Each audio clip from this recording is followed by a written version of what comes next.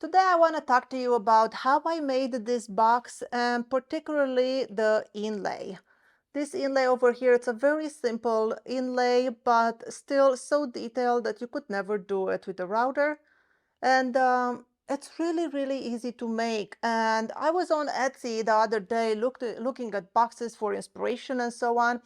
And I noticed that anything that has an inlay on it, it sells for triple or even quadruple the price. And that's because inlays, you need to have some skills for it, and also it takes so much time. Well, not anymore. In today's day, there are lasers. And I know laser sounds like fancy and it's hard to use, or you need to learn something crazy, but they're really, really easy to use. And you can make an inlay like this with just extra 30 minutes or so. So you can transform this box from being boring to something, very pretty. I wanted to say incredible, but I don't want to, brag. So we'll say very pretty. I absolutely love the way this one ended up, and I'm going to show you how I did it.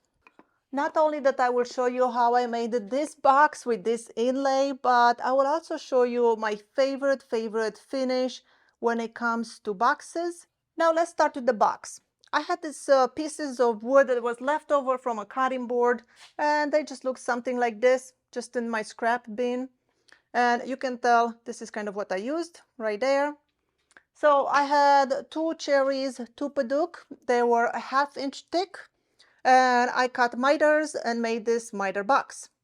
Then on the top and the bottom, I cut some rabbits. So I have rabbit on the top and I had a rabbit on the bottom. And then the bottom is made just like this. It has a 3/8 inch cherry. And then I laminated 1/8 of an inch paduk. So that's why it looks like that stripe. So you can see the cherry over there. And then the stripe of paduk on the bottom gives it a little bit of contrast, a little bit of detail that I think it adds to the design. You can see it better from this view over here. So this block over here, that is the cherry and paduk, that's what it was on the bottom, and it just sits in a rabbit just like this. I glued it in there, and that is our bottom. And then for the top, what I did is the same like I explained. It's just the cherry laminated with paduk. Then it was time for the inlay. For the inlay, I used a laser. I used this laser over here. Let me just show you. This laser over here, this one, it just so happens it's made by Creality. This is the Creality Falcon 2 22-watt laser machine, and it's so powerful and it's so easy to use. Now, a laser like this is not cheap. It's around $1,000 for a really good one. This one right now has some crazy sale from $1,600 to $900 something. And when you think 1,600 or 900, it sounds like a lot of money, but well, right now it's discounted $600. You can get it for under $1,000. But what makes this such a great value is the fact that it comes with a lot of things. Most laser, you just get the machine. This one comes with a honeycomb grid, with the steel plate that goes under the honeycomb grid, comes with integrated air assist, comes with what else? Comes with a roller if you want to engrave bottles and, water cups and whatever. So it comes with a lot of things for the money, and it's just a fantastic deal. I'll put a link in the description below if you do decide to purchase this laser. Now, making inlays like this, I will show you how I made it. You can do it any laser. Well, I recommend it's at least 20 watt on power, because the 10 watt and the 5 watt doesn't really have much cutting ability. So 20 watt minimum. Now, just so you know, not all 20 watt machines are equal. So when you think 20 watt, it differs from brand to brand. This one is so much more powerful, for example, than the X Tool 20 watt. I tried to do an engraving that I did on the X Tool 20 watt with the same settings, and it completely burned it out. So some are more powerful than others. To make this inlay, I used an 8-inch. I started with an 8-inch piece of, well, I didn't have cherry, so I used maple because I didn't have any 1/8-inch cherry. So that's why it's the maple in there. And I buy these boards on Amazon. When I buy them, I buy 1/8 inch, 1/4 inch, 1/2 an inch, and they come like this. They come packs of 2, laminated in plastic, so you know they don't get warped from moisture and so on. And I'll leave a link to the Amazon where I buy these guys because they're so useful for laser machine work. I could cut my own 1/8 inch and 1/4 inch and so on. I do have a bandsaw, but this is affordable and it makes my work so much easier. Here's some mahogany and some walnut. So check those out if you were on the lookout for those panels. So I started with a 1/4 inch maple, and I made a design border onto Lightburn, and you do not need to know how to design things. You can just buy designs on Etsy. On average, the designs cost between $1 to $5, and there are some really, really good ones out there, so there's no need for you to design your own. I do like sometimes to design my own, so this one, I designed it, and what I did, I cut that design out of a 1/8 inch piece of maple. Now, before I picked up the design from the honeycomb grid, I did put some blue tape, like painter's tape on it, because if you just try to lift it up, all the little pieces explode and go everywhere, and then it's like a puzzle, try to figure out what goes where. So I just finished cutting it. Then without moving it, I put some painter's tape on it, and then press the tape on it so make sure it sticks to all the little pieces, and then I lift it with the whole thing. So the whole design stayed together. For the settings for my cut pieces, let's see, I have some notes on a piece of wood here. So for the cutting, I use speed 4 at 100% power, and that is for this specific laser. It was cutting just fine at speed 6, but because I was using Paduk, and that is a little bit harder material, it was cutting just fine at the 6 speed, but because Paduk it's a little bit harder material, and because it's very humid in my shop, it's not temperature control, I'll show you what happens. My boards, when I get them out of the plastic thing and they sit around, they become something like this, the thin ones, the 1/8 inch. That doesn't happen to the 1/4 inch or 1/2 inch. But you see how they warp? So because of this, the laser sometimes has a harder time focusing, and you might get some pieces that don't really cut well. So I lower the speed to make sure that it cuts through, even if it's focused or not. So with the speed for 100% power, I cut my design out of the maple, and that is the white inlay.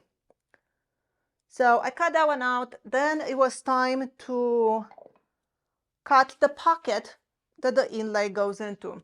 Now you have two choices here.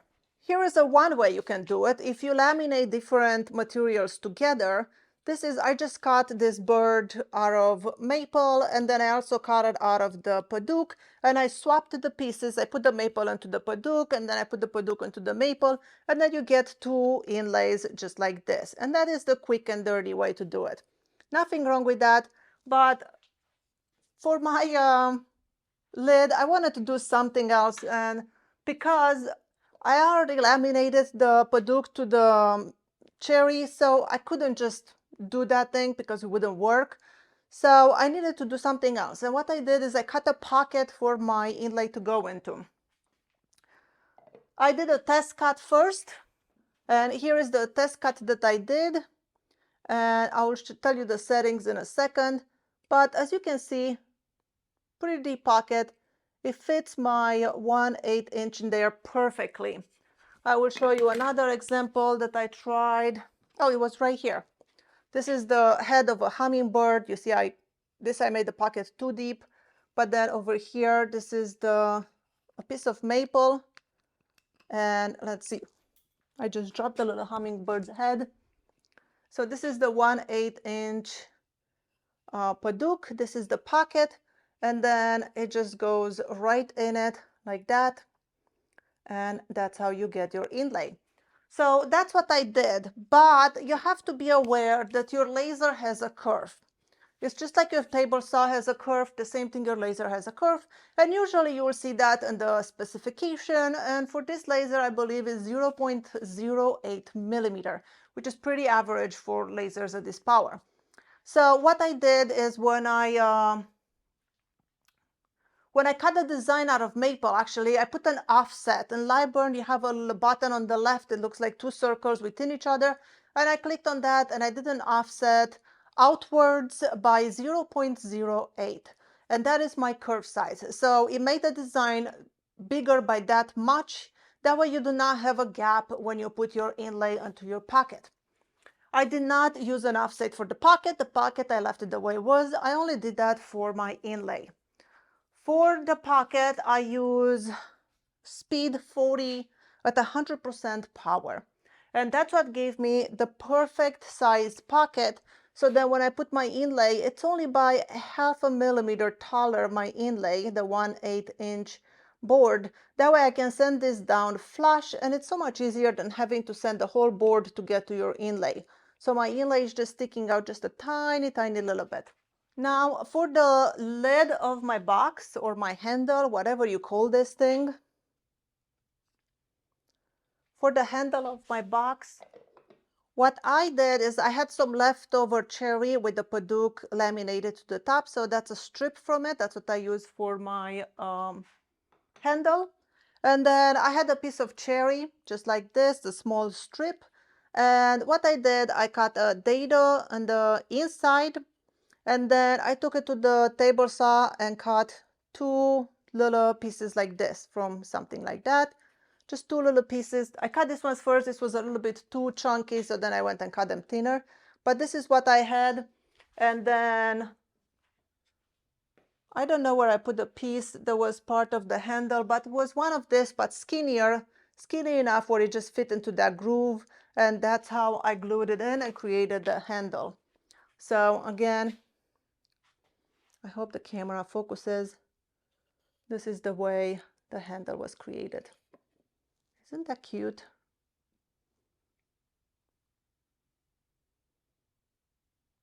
Now for the finish. Remember, I promised I will show you my favorite finish for boxes. Let's go apply a finish to this box.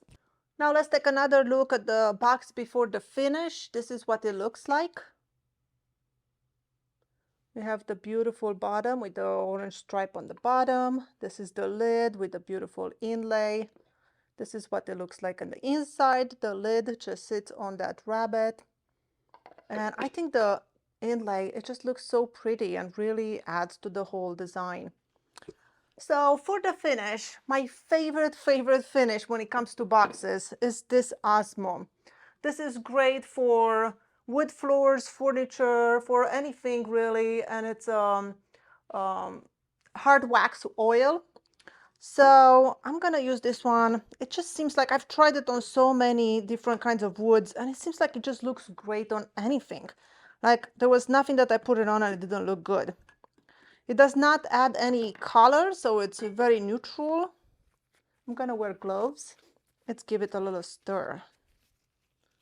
I'm just gonna use a popsicle stick to stir it, just like this, and give it a nice, good stir. Of course, I'm spilling some too.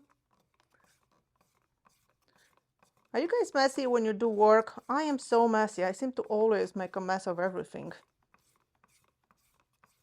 All right, nice stir.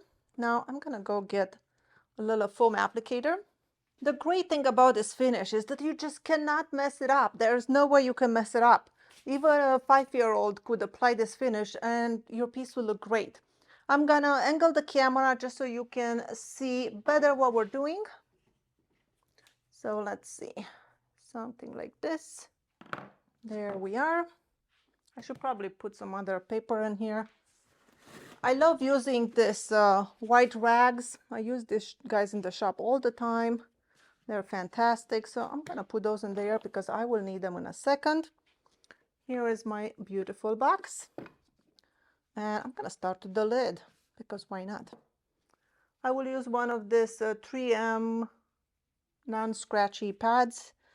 Just dunk it into my oil and rub it in. Look at that, you guys. See how pretty that is? And so easy to apply.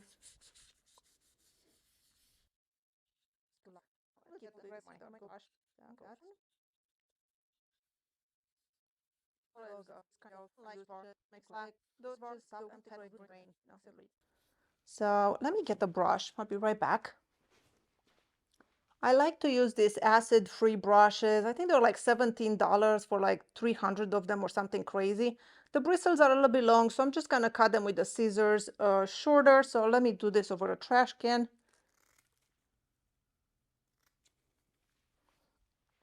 And you see, much shorter now. So I'm just gonna dip it in the oil and go into those crevices that I couldn't get with my sponge. Make sure that everything is sealed and looking great. So easy to apply. It's just an oil, rub it in, and then we'll rub it out with some of those shop towels. I want to make sure I get into those crevices, so I'm going to use my brush again and just kind of move the product there into all the cracks.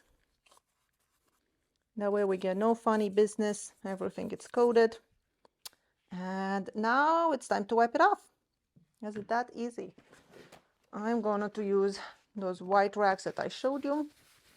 And I will keep my gloves on until I take most of it off. Then I like to take my gloves off while I still rub the finish off, just because sometimes you have so much oil on your gloves that it goes back on your box. So that's what I like to do.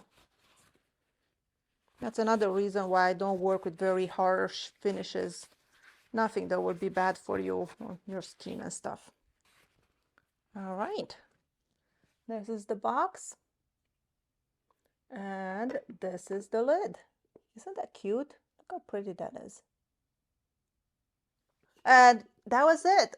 Everything was really easy, went smoothly, there was no surprises. And if I can do it, you can do it too. You just need a laser. Like I said, I'll put this one on the description below if you want to check it out. And you know, any laser will do. Any good quality laser will do. I reviewed a few of them on my channel. I think I reviewed 3 or 4 so far, and I will have a full review of this one in the next few days. I hope this was helpful to you and you learned something new. Thank you so much for watching. My name is Skylar Ewing, and I'll see you in the next video.